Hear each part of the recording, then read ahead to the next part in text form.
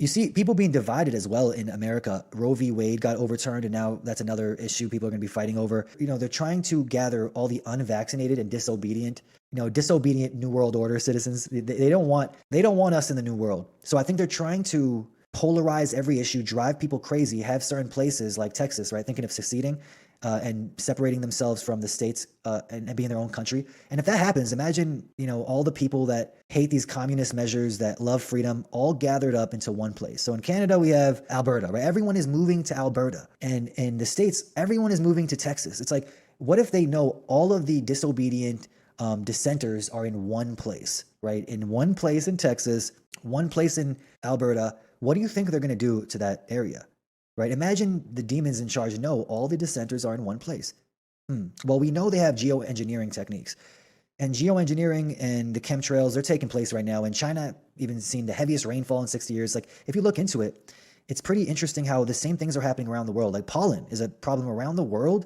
At the same time, predictive programming as well, folks, because I was watching a movie called Geostorm, which is a terrible movie, by the way. Terrible movie. I don't suggest anyone watch this movie because it was I couldn't even stay focused on what was happening because the acting was terrible. The plot was hilarious and stupid. Not the actual idea of the plot being geoengineering and developing a kind of device that can control the weather. That's cool, but the hysterical acting and it was so ridiculous. Like, people would die in the movie and you would have no connection to them at all. You'd be like, whatever. The person died, whatever.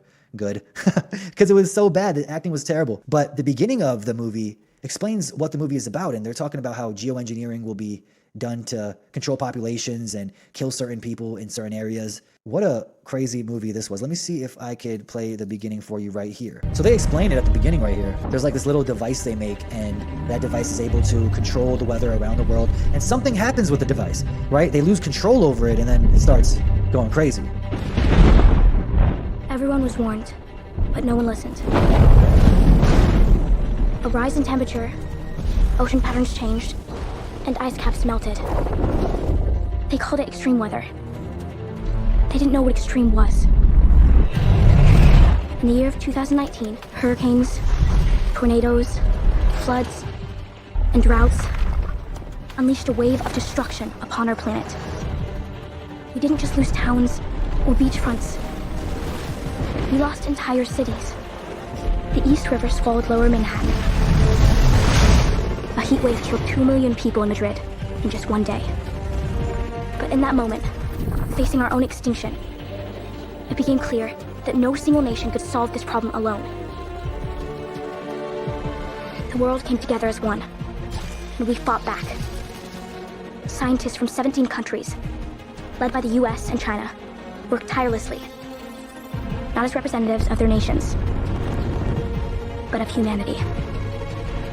They found a way to neutralize the storms, with a net of thousands of satellites, each deploying countermeasures designed to impact the basic elements of weather: heat, pressure, and water, all overseen by the International Space Station.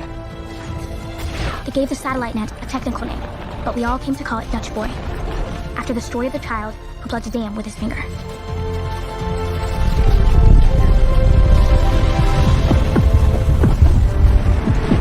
This is what saved us all.